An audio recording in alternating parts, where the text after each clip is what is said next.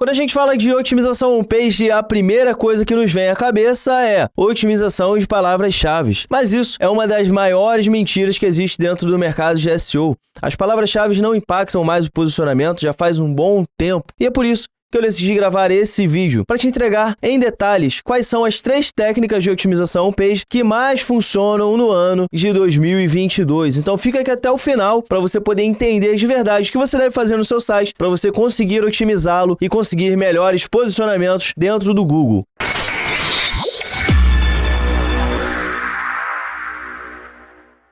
Seja muito bem-vindo, meu nome é Bruno Medeiros, eu sou especialista em SEO há mais de 10 anos e eu também sou criador da metodologia Smart Hacks de SEO. Bom, primeiramente vamos entender aqui o que é a otimização on-page, o que é a otimização off-page, que são bem populares dentro do mercado. Otimização on-page é tudo que diz respeito ao que você pode alterar dentro da página. Ela está muito ligada à experiência do usuário. Então vamos lá para a nossa lista dos 3 itens que mais impactam o seu posicionamento quando se trata de otimizações internas. Bom, uma coisa que é muito interessante que a gente vai fazer nesse vídeo é o seguinte: tudo que eu fizer aqui, eu vou te provar, porque fica muito vago, né? Se eu só falar aqui, como é que você vai ter certeza que isso funciona? Então eu sempre vou apresentar fontes extremamente confiáveis para você poder ter certeza de que o que você está fazendo a partir de agora, né, o que você vai fazer com o conteúdo desse vídeo, não vai prejudicar de alguma forma o seu projeto. Pelo contrário, vai te trazer muitos benefícios. Primeira otimização que a gente vai ver aqui, que é muito importante, a otimização on-page que é muito importante, é o tempo de carregamento, a velocidade do seu site. É de extrema importância, a gente consegue verificar isso aqui através do próprio Google. Quando a gente acessa aqui o Developer Google, né, o site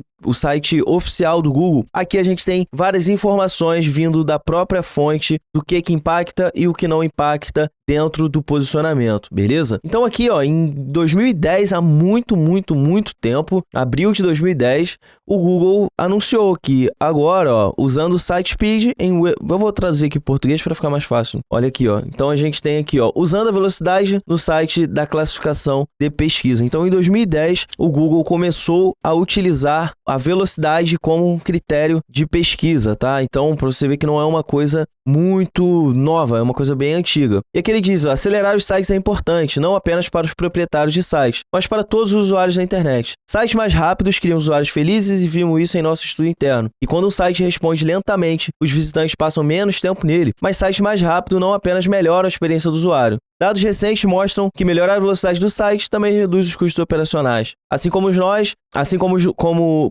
nossos usuários valorizam muito a velocidade. E é por isso que decidimos levar a velocidade do site em consideração em nossas classificações de pesquisa. Usamos uma variedade de fontes para determinar a velocidade e um site em relação a outros sites, beleza? Então aqui o Google em 2010 anunciou que a velocidade ela é um fator de pesquisa, melhora a sua classificação. Não sendo suficiente apenas esse dado, né, de 2010, você pode achar que isso é muito defasado, o Google se pronunciou outras vezes também. Aqui também, dentro do site oficial do Google, a gente consegue encontrar que agora a velocidade agora é um fator de página de destino para pesquisa e os anúncios do Google, né? Então, quando os usuários reais têm uma experiência lenta no celular, é muito menos provável que encontrem o que estão procurando ou comprem de você no futuro. Para muitos sites, isso equivale a uma grande oportunidade perdida, especialmente quando mais da metade das visitas são abandonadas se uma página para celular levar mais de 3 segundos para carregar. Beleza? E aqui, ó, a velocidade agora é usada como um fator de classificação para pesquisas em dispositivos móveis. Os usuários querem encontrar resposta para suas perguntas rapidamente, e os dados mostram que as pessoas realmente se importam com a rapidez com que suas páginas carregam. A equipe de pesquisa anunciou que a velocidade seria um sinal de classificação para as pesquisas de desktop em 2010 e a partir desse mês, julho de 2018, a velocidade da página também será um fator de classificação para pesquisas em dispositivos móveis. Então é incontestável de que a velocidade é um fator de posicionamento e o seu site não pode ter mais do que 3 segundos de carregamento, ele não pode levar. E não suficiente ainda, temos mais informações, que essa informação aqui também de dentro do próprio Google, diz aqui no dia 19 de abril de 2021. Mais tempo, ferramentas e detalhes sobre a atualização da experiência da página, quando ele diz que como anunciamos anteriormente, nossa atualização considerará diversos indicadores de experiência na página, incluindo as 3 principais métricas da web: o LCP, o FD e o CLS, tá? Além disso, o recurso do carrossel, parará, isso significa, aí continua aqui a explicação. Mas aqui a gente tem a informação de que o Google, ele utiliza como fator de posicionamento a velocidade da página. Como que eu vou fazer para poder identificar se o meu site está carregando lento ou rápido? Você vai utilizar essa ferramenta que é do próprio Google, inclusive. Olha que coisa, né? O próprio Google lançou essa ferramenta que se chama PageSpeed Insights, tá? Então, aqui dentro você consegue colocar a sua URL e você vai fazer um teste de velocidade, vai descobrir se ele está carregando em mais de 3 segundos. Se você não tiver satisfeito ainda, se você quiser tirar uma prova real, existe uma outra ferramenta que se chama GTmetrix, tá?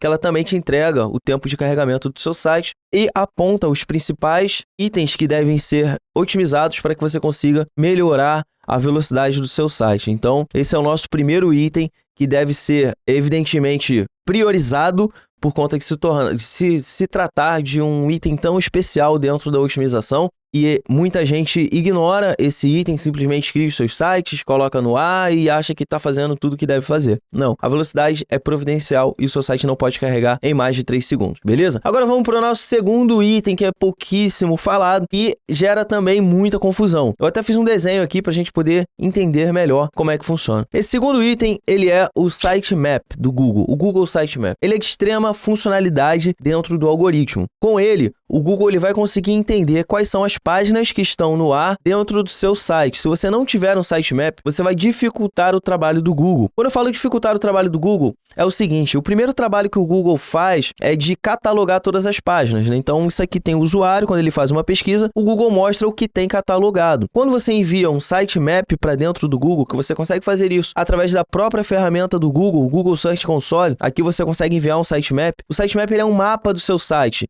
e ele vai fazer com que o Google consiga entender melhor o que se trata o seu site e vai conseguir mostrar ele cada vez mais para mais usuários. Então, enviar o sitemap não é uma opção, é uma obrigação. E você vai estar enviando todos os dados para dentro do Google, todas as suas páginas, e o Google vai ter a oportunidade de conseguir ler essa página. Além disso, isso impacta uma outra parte que é muito importante, que é ao que diz respeito à expertise do seu site. Como que o Google vai saber se você entende de determinado assunto se ele não tem um mapa para entender do que você está falando? E isso impacta diretamente no IAT, que é o principal fator de posicionamento da atualidade. Então, enviar um sitemap não é uma questão opcional, é uma obrigação. E outra, quando for enviar o sitemap, certifique-se que seu sitemap esteja 100% otimizado, esteja tudo certinho, para que não haja confusão na hora que o Google for ler o seu site, senão não faz sentido nenhum, não adianta nem ter o site rápido se ele não está sendo encontrado no Google, tá? Então o sitemap vai ajudar você nesse ponto, vai conseguir facilitar o Google de encontrar as informações dentro do seu site. E por último, e não menos importante, a gente vai ver um ponto que é muito delicado, que é o fato do Google não trabalhar mais com palavras-chave. Muita gente acredita que o Google trabalha com palavras-chave, a gente recebe diariamente aqui sites para análise de orçamento, para consultorias e, cara, 99,9% fala, eu já fiz o básico de SEO, já otimizei as minhas páginas com palavras-chave e tal, blá, blá, blá,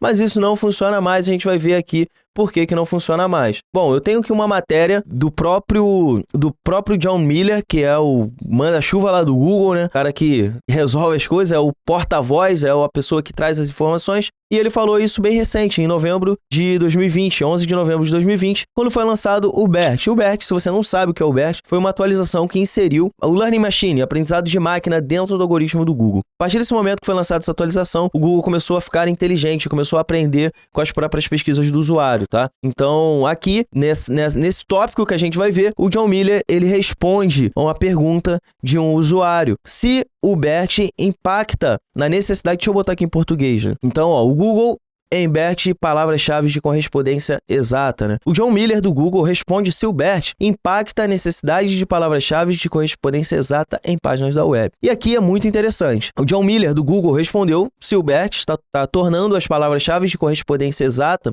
de menor importância. Miller explicou o propósito do BERT e como isso pode afetar o uso de palavras-chave a longo prazo. Pergunta sobre o impacto nas palavras-chave. A pergunta foi feita no contexto de um hangout do Google Office Hours.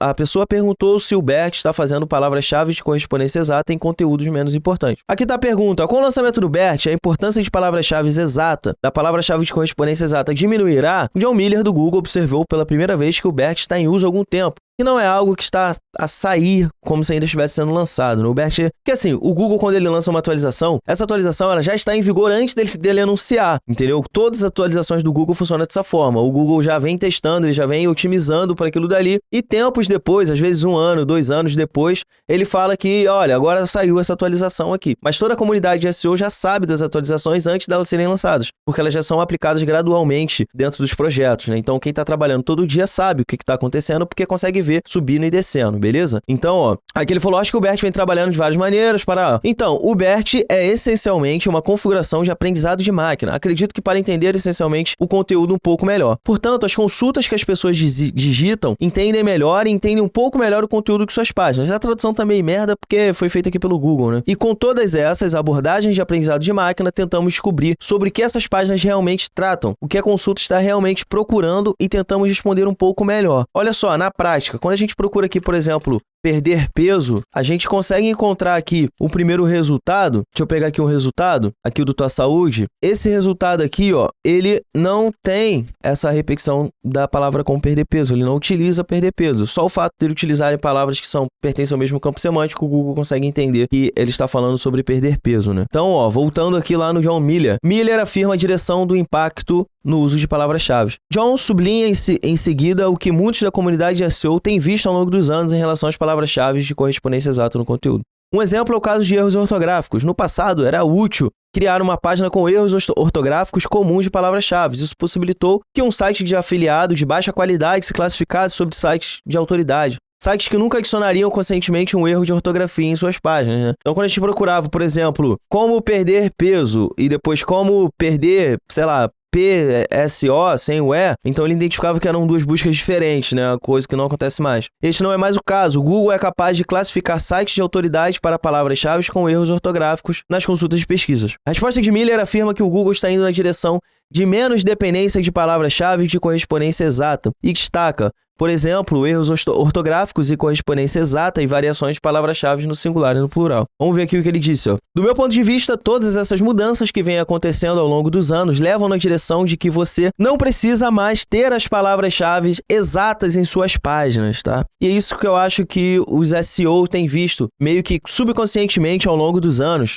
onde eles percebem que você não precisa ter versões singular e plural em suas páginas. Você não precisa ter todos os erros ortográficos nas suas páginas. Todas essas coisas são menos críticas em suas páginas, desde que você realmente corresponda ao que o usuário realmente está procurando. E aqui ele continua, não vou continuar lendo aqui porque as informações aqui não são tão úteis, a gente já viu o que queria ver, né? E ele continua ratificando, continua afirmando, né?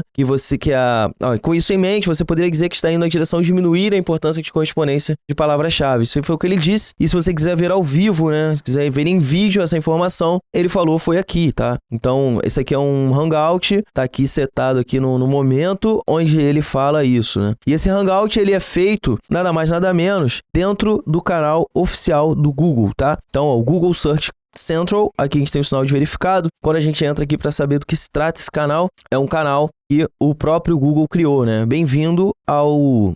Vou botar em português. Bem-vindo ao canal oficial do YouTube da Central de Pesquisa do Google, onde você pode encontrar informações e ferramentas para ajudá-lo a entender e melhorar seu site na pesquisa do Google, tá? Então, esse aqui é um site oficial do Google que te dá essas informações do uso das palavras-chave. Então, se você está otimizando o seu site, comprar palavras-chave e tal, pode ter certeza que isso daí é uma coisa que está freando o seu crescimento, está impedindo você chegar na primeira página. Eu quero lembrar também que nada disso aqui que a gente está falando faz sentido caso você não entenda sobre as intenções de buscas, que é um fator determinante para o posicionamento. Se você quiser saber como você pode otimizar para todas as intenções de buscas que existem, que, lembrando, nada disso aqui faz sentido, não adianta você ter um site rápido, não adianta você ter uma boa otimização se o seu site não estiver otimizado para o Search Intent, que é uma outra atualização do algoritmo. Para você poder saber como você vai otimizar o seu conteúdo para o Search Intent, eu gravei um vídeo que te ensina todas as funcionalidades dessa atualização. O vídeo está aqui no card, só você clicar aqui para você poder assistir lá.